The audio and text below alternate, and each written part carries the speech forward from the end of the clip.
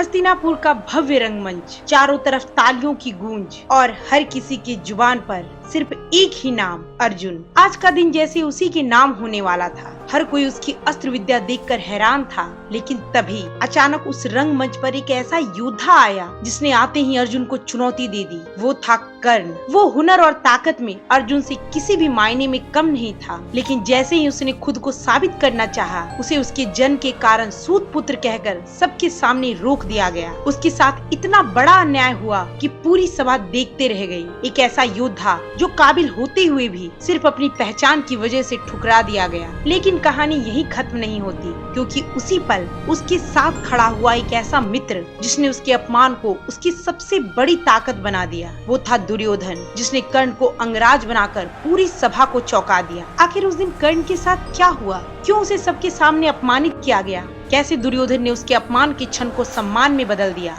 चलिए जानते हैं उस रंगमंच की पूरी कहानी।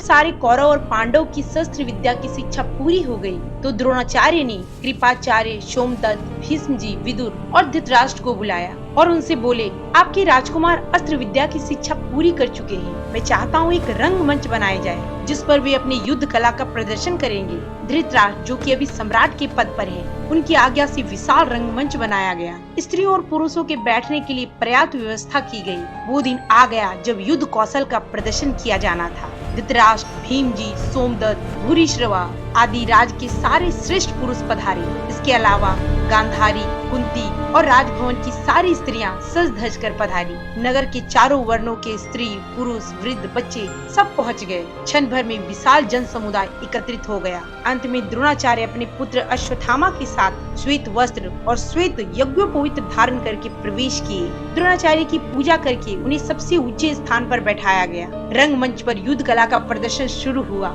सारे राजकुमार एक एक करके आते। सबसे पहले द्रोणाचार्य और फिर सारे श्रेष्ठ जनों को प्रणाम कर अपना युद्ध कौशल दिखाते। घोड़े पे चढ़ना, हाथी पर चढ़ना, तलवारबाजी, भाला चलाना, मल्ल युद्ध आदि। अब बारी आई दुर्योधन और महाबलवान भीमसेन की। जब दोनों की गदा टकराई तो ऐसा लगा मानो दो पहाड़ आपस में लड़ रहे हों। 10,000 हाथियों का बल दुर्योधन के पास और भीम के बल की तो कोई सीमा ही नहीं। गांधारी धृतराष्ट्र को बता रही है कैसे ये दोनों आपस में युद्ध कर रहे हैं। भीम ऐसे तो दुर्योधन ऐसे। धृतराष्ट्र बहुत बुद्धिमान है, विचार करने लगे, जैसे पैतरे ये भीम बदल रहा है, ये मेरे पुत्र दुर्योधन का विनाश करने में सक्षम है। दुर्योधन कभी भी इससे जीत नहीं सकता। यही वो क्षण था जब धृतराष्ट्र के हृदय में पांडवों के प्रति जलन की भावना उत्पन्न हो गई।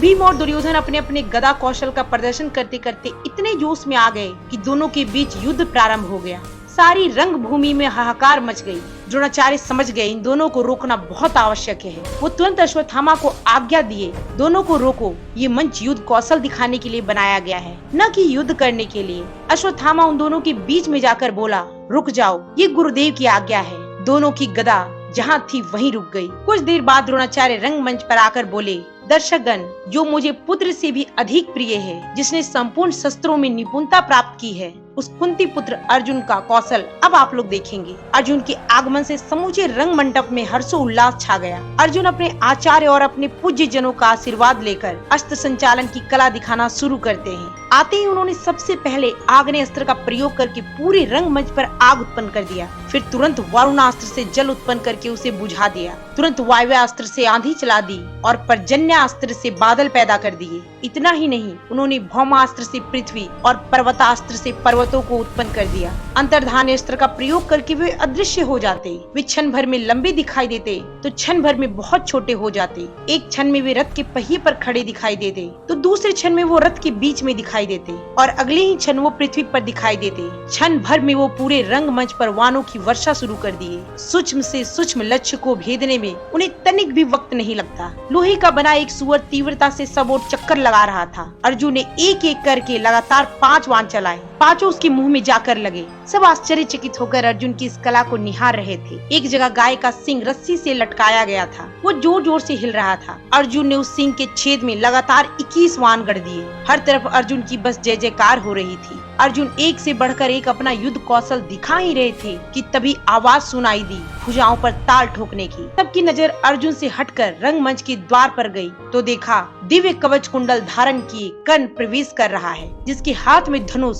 और कमर में तलवार है, जिसके मुख पर भगवान सूर्य के समान तेज है। कुंती कवच कुंडल को देखकर तुरंत पहचान गई, ये मेरा पुत्र कर्ण है। देखकर बहुत प्रसन्न हुई पर दुख भी हुआ। मैं किसी को बता नहीं सकती कि अधिरथ पुत्र नहीं कुंती पुत्र कर्ण है, जो साक्षात भगवान सूर्य से प्रकट हुआ है। कुंती चुपचाप अपने आंसुओं को पोंछ लेती है। कर्ण ने एक हाथ से अहंकार पूर्वक द्रोणाचार्य और कृपाचार्य को प्रणाम किया और द्रोणाचार्य से बोला, आप जो इतना यश गा रहे हैं अपने प्रिय शिष्य अर्जुन का, उसने जितने भी अस्त्र कलाएं दिखाई है, मैं उससे कम समय में सारी अस्त्र कलाएं दिखा सकता हूँ। दुर्योधन अपने भाइयों सहित खड़ा होकर बोला, जरूर जरूर स्वागत है तुम्हारा। दुर्योधन बहुत प्रसन्न था। उसे पता है अर्जुन का मुकाबला करने वाला कोई नहीं है। कम से कम इस वीर में इतनी सामर्थ्य तो है कि ये ऐसा बोल पा रहा है, और क्या पता ये अर्जुन का मुकाबला करने के योग्य भी हो। द्रोणाचार्य ने कर्ण को युद्ध कौशल दिखाने की आज्ञा दे दी। आश्चर्य की बात यह है कि कर्ण ने अर्जुन द्वारा दिखाए गए सारे युद्ध कौशल उससे भी कम समय में दिखा दिए। रंगमंच में बैठे सारे लोग इस बात से अनजान कि ये पांडवों के बड़े भाई हैं। कर्ण के दिव्य अस्त्रों के युद्ध कौशल को देखकर स्तब्ध रह गए। कर्ण द्रोणाचार्य से बोले,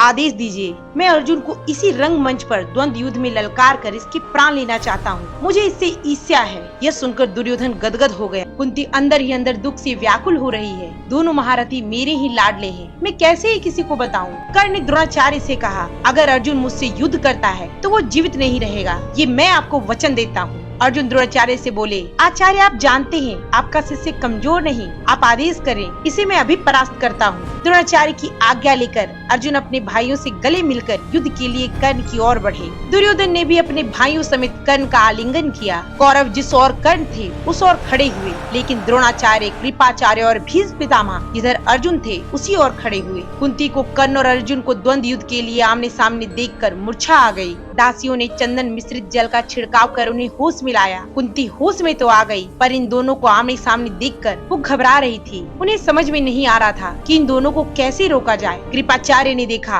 अगर इन्हें नहीं रोका गया तो भीषण युद्ध प्रारंभ हो जाएगा। वे खड़े हो गए और कर्ण से बोले, ये अर्जुन जो तुम्हारे साथ युद्ध करने जा रहे हैं, ये कुंती और पांडु के सबसे छोटे पुत्र और कुरु वंश के रत्न हैं। ये चक्रवर्ती सम्राट के पुत्र हैं। अब तुम अपना परिचय दो, तुम किस चक्रवर्ती सम्राट के पुत्र हो? कौन है तुम्हारे माता पिता? तुम किस कुल से हो? राजकुमार नीच कुल के लोगों के साथ युद्ध नहीं करते। तुम्हारा परिचय जानने के बाद ही ये तय होगा कि ये युद्ध हो सकता है या नहीं। कर्ण भगवान सूर्य की ओर देखते हैं और मन ही मन कहते हैं, आप भी जानते हैं मैं कौन हूँ और मैं भी जानता हूँ, पर इनसे कैसे कहूँ। कृपाचार्य की बात सुनकर कर्ण की आंखों में रोष था, लेकिन शर्म से गर्दन नीचे झुक गई। कर्ण का मुख वैसे ही मुरझा गया। तब दुर्योधन कृपाचार्य से कहता है, आचार्य आप जानते हैं शास्त्र के अनुसार 3 प्रकार के राजा होते हैं। एक जो राजकुल में जन्म लिया हो, दूसरा सेनापति अपने बल से राजा को परास्त करके सिंहासन पर बैठ जाए, और तीसरा एक राजा अपने मित्र को राजा बना सकता है। अगर आप ये कहते हैं कि अर्जुन एक राजा से ही युद्ध कर सकता है, तो अभी कर्ण को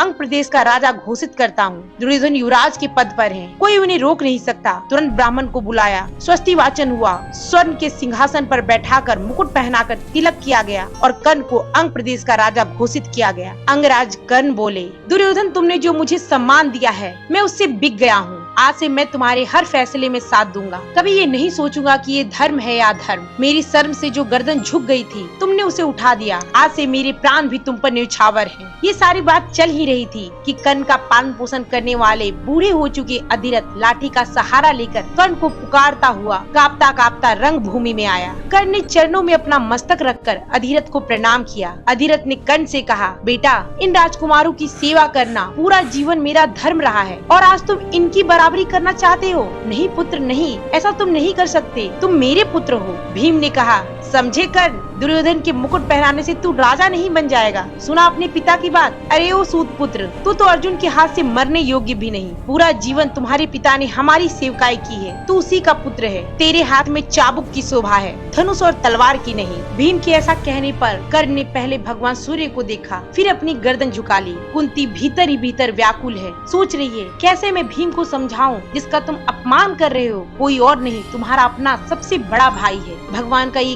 कैसा विधान है, मैं कैसे किसी को सच बताऊं। अधिरथ हाथ पकड़कर कर्ण को रंगमंच से नीचे उतारते हुए कहता है, चलो पुत्र, ये रंगमंच हमारे लिए नहीं। भगवान सूर्य अस्त हो रहे थे, इसलिए रंगमंच को विश्राम कर दिया गया। दुर्योधन ने कर्ण को अपने कमरे में बुलाकर कहा, आज से पूरा हस्तिनापुर में तुम कहीं भी आओ जाओ, कोई रोक टोक नहीं, अंग देश तुम्हारा। रंगमंच भले ही विश्राम हो गया हो, पर युधिष्ठिर समझ गए थे कि अगर हम पांचों पांडवों को कोई हरा सकता है तो वो महारथी कर्ण है। असली कहानी शुरू हुई रंगमंच की अगली सुबह, जब द्रोणाचार्य ने कहा, अब समय है गुरु दक्षिणा का और तुम्हें पकड़ कर लाना है महाशक्तिशाली द्रुपद को। इसके बाद जो हुआ वो हस्तिनापुर की पूरी सत्ता को हिला देने वाला था, पर ऐसा क्या होने वाला था ये हम अगले वीडियो में। तब तक के लिए इजाजत दीजिए। राधे राधे।